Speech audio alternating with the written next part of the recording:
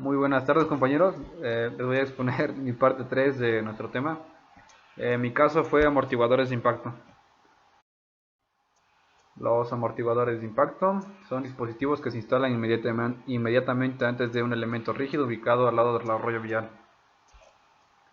El principal objetivo de esto es impedir que se impacte contra ese elemento algún vehículo que salga de la vialidad por fallas en la conducción, condiciones meteorológicas o por fallas mecánicas, deteniéndolo en forma controlada o redireccionarlo al arroyo vehicular. Su principal aplicación consta del propósito de que los amortiguadores de impacto provean de seguridad a los usuarios tanto del autotransporte federal como público en general, para que transiten en forma segura por las carreteras y vialidades urbanas. En esta tabla se presenta la clasificación de los amortiguadores de impacto. En la primera clasificación tenemos a los amortiguadores de impacto OD14. Estas se pueden clasificar de dos maneras según su nivel de contención. Esta consta con las características de velocidad y ángulo de impacto de los vehículos que son capaces de tener y en su caso redireccionar los amortiguadores de impacto. La segunda sería según su vida útil. Esta, de acuerdo con su vida útil, se clasifican en amortiguadores de impacto desechables, representada con la letra D.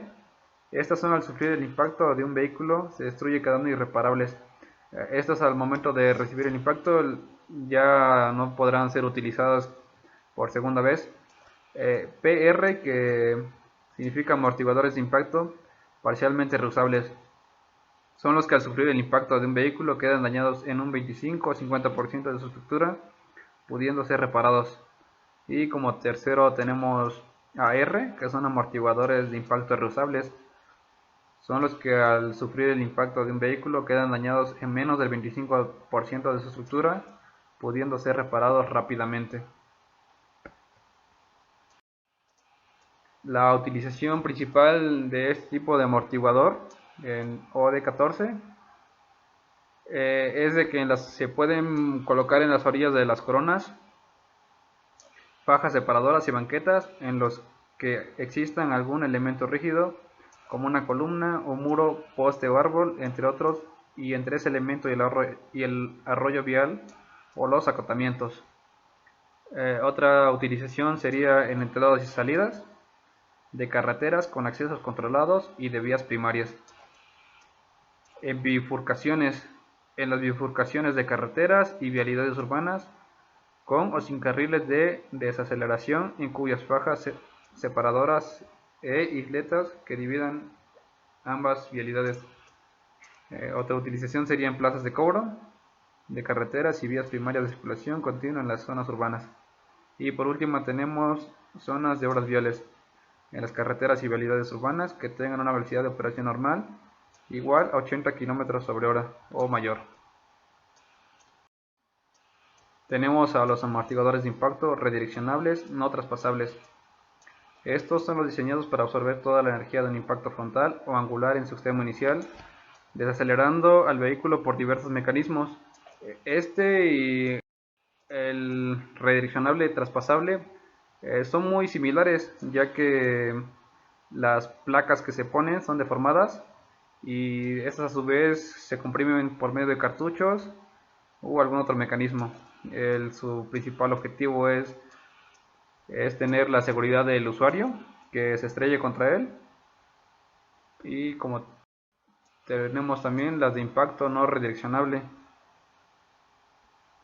Estas son diseñadas para absorber toda la energía de un impacto frontal en su extremo inicial por transferencia del impulso, partículas de arena, agua u otro material.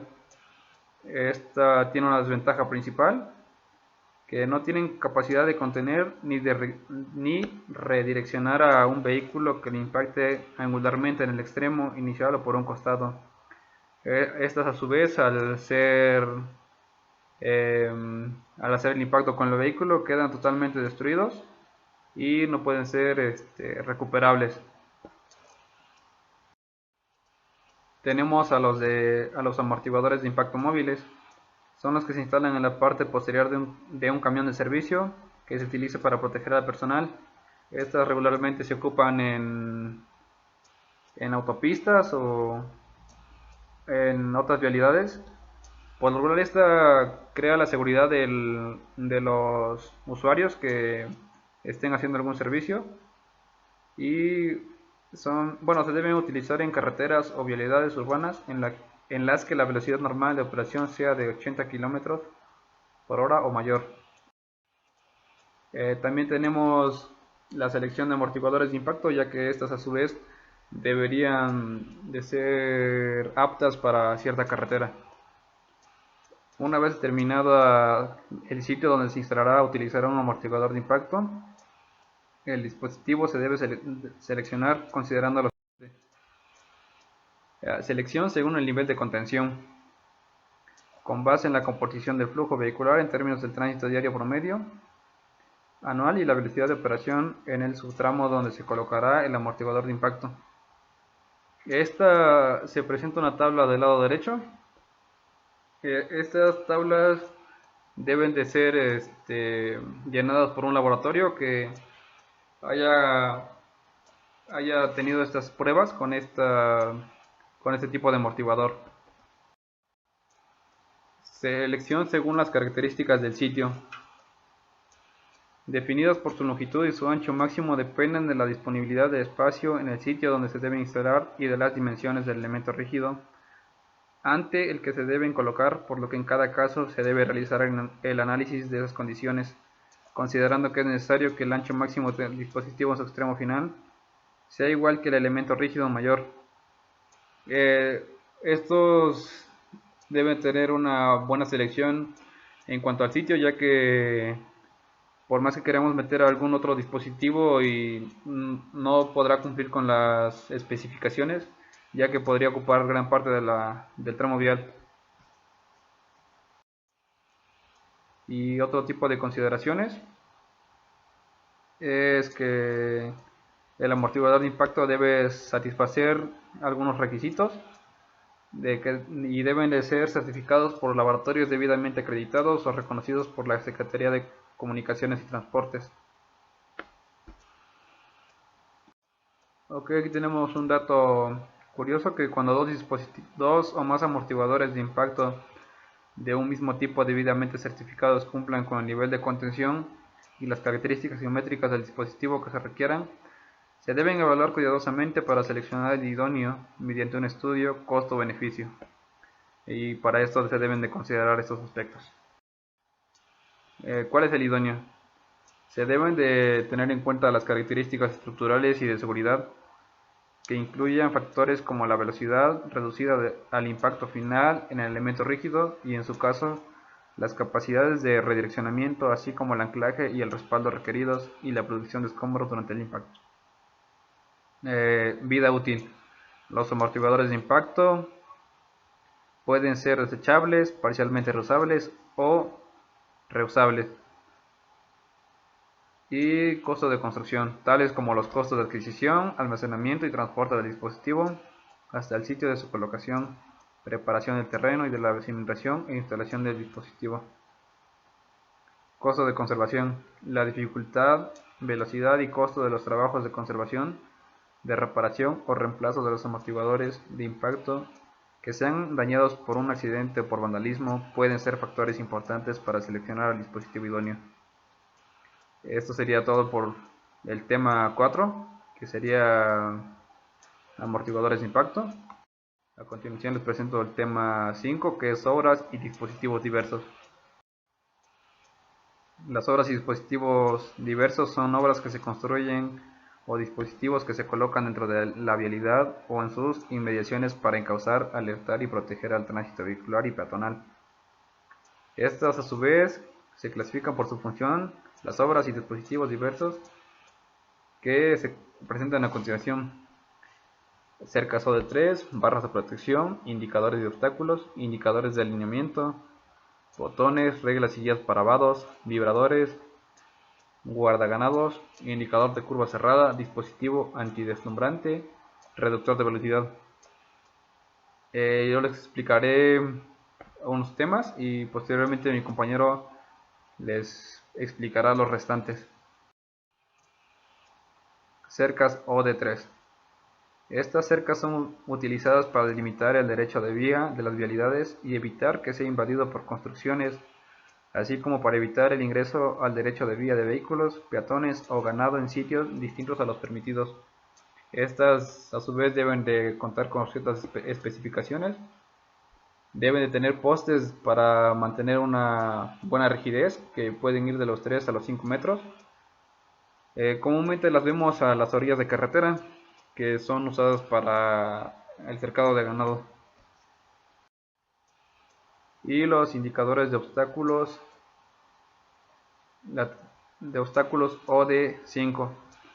Estos son señales bajas que se utilizan en las vialidades para indicar al usuario la presencia de obstáculos que tengan un ancho menor a 30 centímetros o la existencia de una bifurcación. Estos también se clasifican en dos tipos: indicadores de obstáculos laterales.